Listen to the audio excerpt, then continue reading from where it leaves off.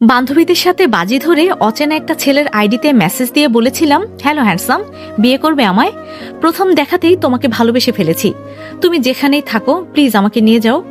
প্রতিদিনের মতো ফ্রেন্ডদের সাথে বসে আড্ডা দিতে দিতে ট্রুথ অর ডেয়ার খেলছিলাম। হঠাৎ সেখানে আমাকে ডেয়ার দিয়ে বলা হলো একটা অপরিচিত ছেলের আইডিতে মেসেজ দিয়ে প্রপোজ করতে হবে। আমার ইচ্ছে না থাকা সত্ত্বেও উপায় না পেয়ে খুঁজে খুঁজে শ্রাবণ চৌধুরী নামের একটা আইডি বের করলাম আর মেসেজ দিয়ে বললাম, এই যে মিস্টার, কবে নিয়ে যাবেন আমাকে আপনার কাছে? প্রথম দেখাতেই আপনার প্রেমে পড়ে গেছি। লাভ ইউ জামাইজান। মেসেজটা দিয়ে এখন ভীষণ ভয়ে আছি, যদি এই আইডির লোকটা কিছু বলে। আমি ফোনটা রেখে বান্ধবীদের সাথে কথা বলতে লাগলাম। যতই আমাকে হাসি খুশি দেখাক না কেন, ভেতরে ভেতরে ধুকপুকুনি বেড়েই চলছে আমার। বিকেলের দিকে প্রাইভেট থেকে বাড়ি ফিরলাম। আম্মুকে ডাকতে কিচেনে ঢুকে দেখলাম মা রান্নার কাজ করছে। আমিও সঙ্গ দিয়ে রান্নার কাজে সাহায্য করলাম। পবিত্র রমজান মাস। রাতে তারাবির নামাজ শেষ করে শ্রাবণ চৌধুরী কোম্পানির কিছু কাজের জন্য ল্যাপটপে বসেছেন। তার সাথে ফোনটাও একবার হাতে নিলেন। সেখানে স্ক্রল করতে করতে একটা মেসেজ দেখে হতভম্ব।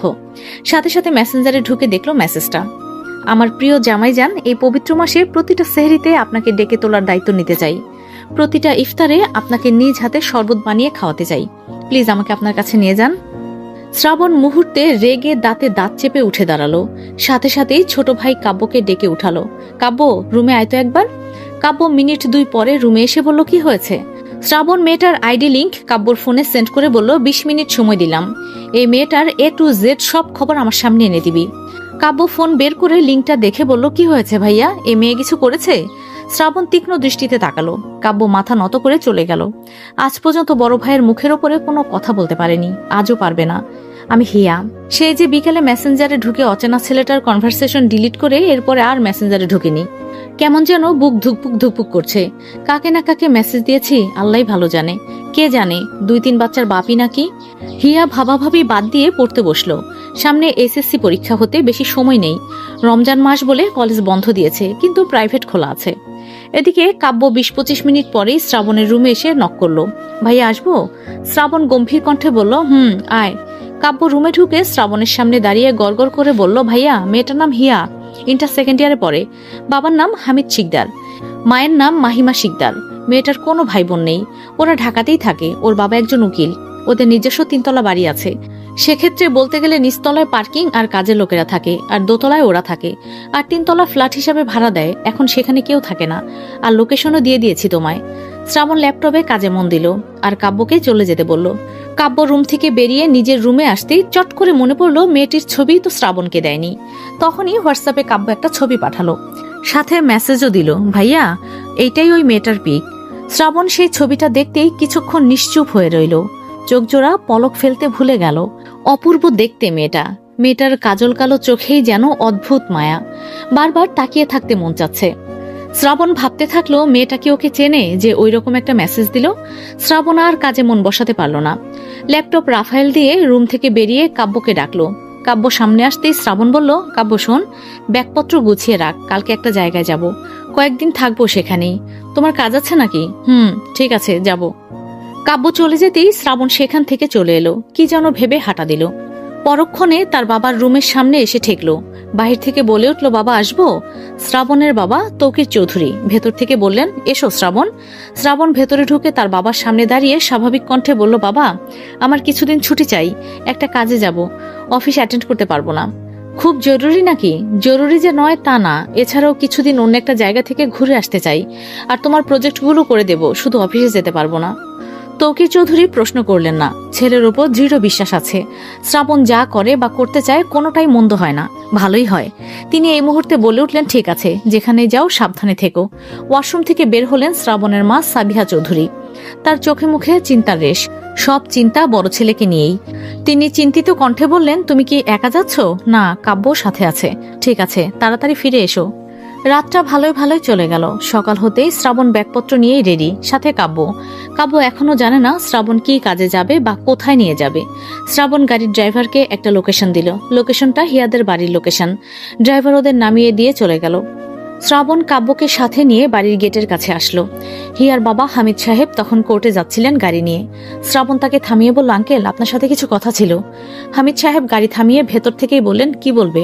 শ্রাবণ বলল, আমরা শুনলাম আপনি নাকি ফ্ল্যাটটা ভাড়া দেবেন, তাই চলে এলাম। ও আচ্ছা, তুমি বরং ভেতরে গিয়ে আমার মেয়ে আর ওয়াইফের সাথে কথা বলো, দারোয়ান তোমাদের নিয়ে যাবে। আমার কোর্টে যেতে হবে, তাই সময় দিতে পারলাম না। কাব্য হেসে বলল, সমস্যা নেই, আমরা ভেতরে গিয়ে কথা বলছি। হামিদ শিকদার গাড়ি নিয়ে বেরিয়ে গেলেন। শ্রাবণ আর কাব্য দোতলায় এসে নক করলো। হিয়া মোবাইল স্ক্রল করতে করতে দরজা খুলে দিল। শ্রাবণ সচক্ষে হিয়াকে দেখে কিছুক্ষণ তাকিয়ে রইল।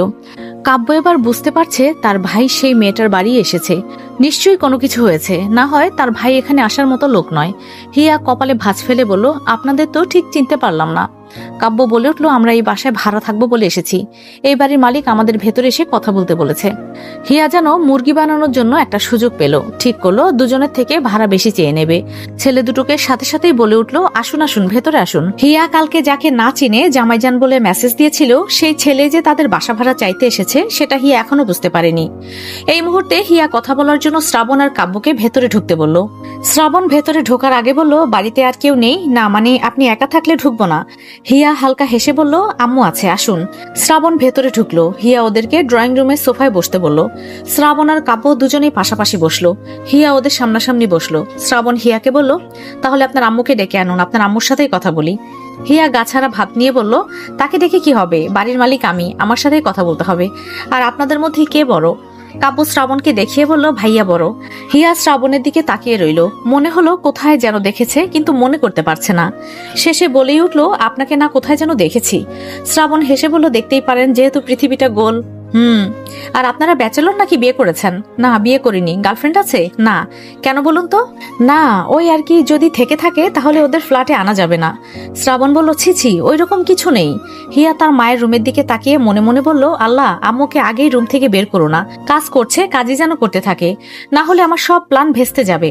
শ্রাবণ বলল, কি হলো, ভাড়া কি দেবেন না আমাদের? দেব। আর শুনুন, আপনাদেরকে আগেই বলে দেই, এখানে থাকতে হলে কিছু শর্ত বা নিয়ম আছে। যেমন, রাত 9টার পরে বাড়িতে ঢোকা যাবে না, কোনো ঝামেলা করা যাবে না। আর যেহেতু ব্যাচেলার আপনারা দুজনেই, সেক্ষেত্রে কোনো মেয়ে তো এলাওই না। শ্রাবণ গলার কণ্ঠটা মলিন করে বলে উঠল, ঠিক আছে, আমরা এই নিয়মের বাইরে যাব না। এবার বলুন, ভাড়া কত রাখবেন?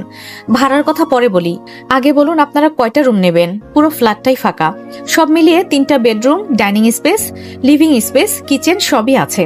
শ্রাবণ বলল, 2টো রুম লাগে দুজনের, আবার আমরা কেউই শেয়ার করে থাকতে পারবো না, বলতে গেলে পুরো ফ্ল্যাটটাই নেব। ঠিক আছে, তাহলে কয় মাস থাকবেন? শ্রাবণ মুখের কোণে বাঁকা হাসি ফুটিয়ে বলল, সারা বছর থাকলে কি সমস্যা? হিয়া ভুরু কুচকালো, মানে? আরে এই মাসটাই। ও, তাহলে পুরো ফ্ল্যাটটা মিলে 55,000 টাকা ভাড়া দিয়েন। কাব্য উঠে দাঁড়িয়ে বলল, কি বলছেন, এত কেন? 10,000 টাকাই বেশি চাইছেন কেন? দারোয়ানকে জিজ্ঞাসা করেছিলাম, সে বলেছে 45,000-এ হয়ে যাবে। আর এখন ফাইজলামি করেন? আমাদের এত বড় বাড়ি থাকতেও আপনার এখানে থাকতে এসেছি, এটাই আপনার ভাগ্য। শ্রাবণ রেগে গেল। যত টাকাই হোক না কেন, ও এখানে থাকতে রাজি। আর কাব্যকেই এত কথা বলতে হবে কেন? টাকা কি কমাচ্ছে নাকি? তাও এ কথা বলতে হবে ওর? শ্রাবণ কাব্যর দিকে তাকিয়ে চুপ থাকতে ইশারা করলো। কাব্য চুপ হয়ে বসে পড়লো। শ্রাবণ মুখে হাসি এনে বলল, কিছু মনে করবেন না হিয়া, আসলে ও বুঝতে পারেনি। হিয়া চকিতে শ্রাবণের মুখ পানে তাকিয়ে বলল, আপনি আমার নাম জানলেন কি করে? ওই যে দারোয়ান আপনার নাম বলছিল, তাই শুনেছি। আর আপনাকে তুমি করে বলি, আপনি করে অসুবিধা হচ্ছে। হিয়া মাথা নেড়ে বলল, ঠিক আছে, আর আপনারা এত জোরে কথা বলবেন না, আস্তে কথা বলুন। ঠিক আছে, আর তুমি যা ভাড়া চেয়েছো সেটাই দেব। এবার আমাদের রুমটা দেখিয়ে দাও। হিয়া উঠে দাঁড়ালো। তার মায়ের রুমে গিয়ে ওপরে ফ্ল্যাটের চাবির গোছাটা নিয়ে এলো, আর তার মাকেও ডেকে আনলো। মাহিমা বেগম ছেলে দুটোকে দেখে এগিয়ে এসে বললেন, হিয়া, ওদের তো ঠিকমতো চিনলাম না। শ্রাবণ মুখের কোণে হাসি ফুটিয়ে সালাম দিল। এরপর হিয়া বলল, আম্মু, এই 2টা ভাইয়া 3 তলায় ভাড়া থাকতে এসেছে। এই মাসটাই নাকি থাকবে। ব্যাচেলর বলে কেউ ভাড়া দিচ্ছিল না, আর ওদেরকে দেখেও খারাপ মনে হচ্ছে না। আব্বুই ওদের কথা বলতে বলেছে। হিয়া তার মাকে সব কথা বলল, আবার একটু বাড়িয়েই বলল। মাহিমা বেগম বললেন, ঠিক আছে, আর ওদেরকে ভাড়া ঠিকঠাক বলে দিয়েছিস তো? গোলমাল করিসনি তো আবার? হিয়া মাথা দুদিকে নাড়িয়ে বলল, না না আম্মু, ওদের সাথে গোলমাল কিচ্ছু করিনি। আর তুমি বিশ্বাস না করলে ওদেরই জিজ্ঞাসা করো। শ্রাবণ কাব্যের কানে কানে বলল, দেখেছিস কি অভিনয় জানে? কাব্যর মনে চাচ্ছে সব বলে দিতে, আর বড় ভাইয়ের জন্য কিচ্ছু বলতে পারছে না। আল্লাহ ভালো জানে এখানে কেন এসেছে। মাঝখান থেকে ওদের টাকাটাই জলে চলে গেল। যতই ধনী হোক, বসে থেকে এতগুলো টাকা দেওয়ার কোনো ইচ্ছেই নেই। মাহিমা বেগম নিজের রুমে চলে গেলেন, আবার ফিরেও এলেন একটা বড় ব্যাগ নিয়ে।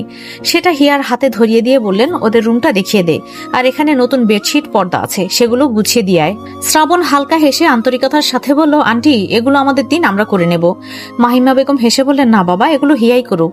আসলে গত মাসে যারা চলে গিয়েছে তারপর পুরো ফ্ল্যাটটা ধুয়ে পরিষ্কার করে রাখা হয়েছে ঠিকই, কিন্তু নতুন বেডশিট আর পর্দাগুলো লাগায়নি। যা হিয়া, ওদের নিয়ে যা। হিয়া ব্যাগটা হাতে নিয়ে শ্রাবণ আর কাব্যকে সাথে যেতে বলল। শ্রাবণ যাওয়ার আগে মাহিমা বেগমকে সালাম দিয়ে চলে গেল। মাহিমা বেগম শ্রাবণ আর কাব্যর ব্যবহার দেখে সত্যিই খুশি হলেন। কাব্য নিজের লাগেজ নিয়ে ওপরে আসতে আসতে হাঁপিয়ে গিয়েছে। শ্রাবণ হিয়ার পেছনে পেছনে রুমে ঢুকে গেল। নিজের লাগেজটা রেখে ড্রয়িং রুমে আয়েশি ভঙ্গিতে বসে পড়ল। হিয়া ততক্ষণে দুটো রুমের বেডশিট, বালিশের কভার, পর্দাগুলো লাগিয়ে দিল।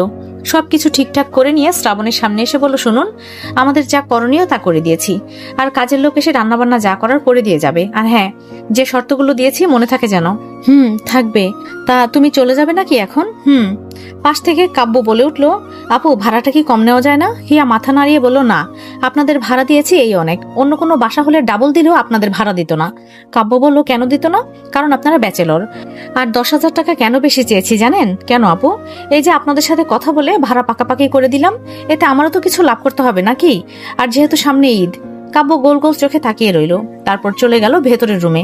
এদিকে শ্রাবণের কোনো হেলদোল নেই, ফোনে মনে হয় কিছু দেখছে। হিয়া তখনও শ্রাবণের দিকে তাকিয়ে মনে করার চেষ্টা করলো কোথায় যেন দেখেছে। এরপর চলে যেতে নিল। শ্রাবণ উঠে দাঁড়িয়ে হিয়ার সামনে দাঁড়িয়ে বলল, কোথায় যাচ্ছ বৌজান? হিয়া তড়িৎ চোখে তাকালো। শ্রাবণের মুখ থেকে এমন কথা আশা করেনি। মনে মনে তো ভালোই ভেবেছিল, তাহলে কি এই ছেলের মাঝে গোলমাল আছে নাকি? হিয়া কথাগুলো আউড়িয়ে কপালে ভাঁজ ফেলে বলল, কি বলছেন? আপনার মাথা ঠিক আছে? শ্রাবণ তাচ্ছিলের হাসি দিয়ে বলল, মাথা ঠিক থাকতে দিয়েছ কি? সেই তো পাগল করে এখানে নিয়ে এলে। হিয়া এক পা পিছিয়ে গিয়ে কঠোর গলায় বলে উঠল, কি সব বলছেন? মেয়ে দেখলে এরকম কথা বলতে ইচ্ছা করে? আর কি পাগল করে দিয়েছি? এইসব আজে বাজে কথা আমি একদম অ্যালাউ করব না কিন্তু। কি আজে বাজে কথা বললাম? তুমি তো আমাকে বাধ্য করেছো বলতে। আমি কি শুধু শুধু এখানে এসে তোমাকে এগুলো বলছি নাকি? তুমিই অধিকার দিয়েছো। হিয়া রেগে গিয়ে বলল, আপনাকে ভালো ঘরের সন্তান মনে করেছিলাম, আর আপনি আমার সাথে এই বিহেভ করছেন? শ্রাবণ এগিয়ে এসে হিয়াকে ঘুরে ঘুরে দেখতে লাগলো। হিয়ার বিরক্ত লেগে গেল। সাথে সাথে শ্রাবণকে বলল, আমি আগে জানলে কখনোই আপনাদের দুজনকে এখানে থাকতে দিতাম না। শ্রাবণ হিয়ার হাতটা মুচড়ে ধরল, দাঁত চেপে হিসিয়ে বলে উঠল, আমায় জামাই বলে তো ঠিকই ডাকতে পেরেছো, তাহলে আমার কথাগুলো নিতে পারছো না কেন এখন? হিয়া হাত ছাড়াতে মুচড়াতে মুচড়াতে বলল, কে আপনাকে জামাই বলেছে? হ্যাঁ, মিথ্যে বলার জায়গা পান না? শ্রাবণ হাত ছেড়ে দিয়ে নিজের ফোন বের করে হিয়াকে দেখালো। হিয়া নিজের লেখা মেসেজটা দেখে ভয়ার্ত চোখে তাকালো। শ্রাবণ হেসে বলল, বৌজান, চিনতে পেরেছো কি আমাকে? আমি তোমার হাতের শরবত খেতে এসেছি, খাওয়াবে না আমায়? আর তোমায় নিতেও এসেছি, যাবে না আমার সাথে? হিয়া ভয় পেল ঠিকই, কিন্তু দমে গেল না। বলল, শুনুন, আমি অস্বীকার করব না যে ওই মেসেজটা আমার না, ওটা আমারই। আসলে বান্ধবীদের সাথে ট্রুথ অর ডেয়ার খেলতে গিয়ে আপনাকে মেসেজ দিয়েছিলাম, এতে সিরিয়াস হবার কিছু নেই। শ্রাবণ বলল, কিন্তু আমি তো সিরিয়াস ভেবে নিয়েছি বৌজান, আর সিরিয়াস ভেবেই এত শত কাজ ফেলে তোমার জন্য এখানে এসেছি। হিয়ার সাথে সাথে মুখের ওপর বলে দিল, তাহলে চলে যান। শ্রাবণ হিয়ার হাত ধরে নিজের মুখোমুখি করে বলে উঠল, চলে যাওয়ার জন্য তো আসিনি। হিয়া কিছু বলবে, ঠিক তখন বাইরে থেকে হিয়ার মা ডেকে উঠলেন, হিয়া, হিয়া, ওপরের কাজ হয়েছে? হিয়া গলা উঁচিয়ে বলল, আসছি আম্মু। হিয়া হাত ছাড়ানোর জন্য ছটফট করতে লাগলো, ব্যথাও পায়। শ্রাবণ তবু হাত ছাড়ছে না। হিয়া রেগে গিয়ে বলল, হাত ছাড়ুন, না হলে বাসা ভাড়া দেব না। শ্রাবণ ডোন্ট কেয়ার ভাব নিয়ে বলল, তুমি ভাড়া দিলেই কি আর না দিলেই কি, আমাকে বের করতে পারবে না। এসেছি যখন তোমাকে নিয়েই ফিরবো, আর এখনকার মতো ছেড়ে দিলাম। তবে সন্ধ্যায় শরবত বানিয়ে দিয়ে যেও, টেস্ট করতে চাই তোমার হাতের শরবত কেমন হয়। আর যেহেতু বলেছ শরবত প্রতিটা দিনই খাওয়াবে, তাহলে আজ থেকে স্টার্ট করো বৌজান। আর যদি উপরতলার শরবত না আসে, তাহলে কিন্তু তোমায় ধরে নিয়ে এসে শরবত বানাতে বলবো। বলেই হাত ছেড়ে দিল। হিয়া হাত ছাড়া পেয়ে রুম থেকে বেরিয়ে যেতে যেতে বলল, অসভ্য লোক, মেয়ে মানুষ দেখলেই হাত ধরতে মন চায়। কেন যে মেসেজ দিয়েছিলাম, এখন কঠিনভাবে ফেসে গেছি। যে করেই হোক ওদের থাকতে দেওয়া যাবে না। তো প্রিয় গল্পপ্রেমীরা, এটা ছিল আমাদের এই গল্পের প্রথম পার্ট। গল্পটি কেমন ছিল কমেন্টে বলে যান। আর গল্পটি চলবে কিনা এটা নির্ভর করে আপনাদের ওপর। যদি লাইক কমেন্ট ভালো হয় তাহলেই কন্টিনিউ করা হবে। তো দেখা হচ্ছে পরবর্তী পর্বে। এখনকার মতো আল্লাহ হাফিজ।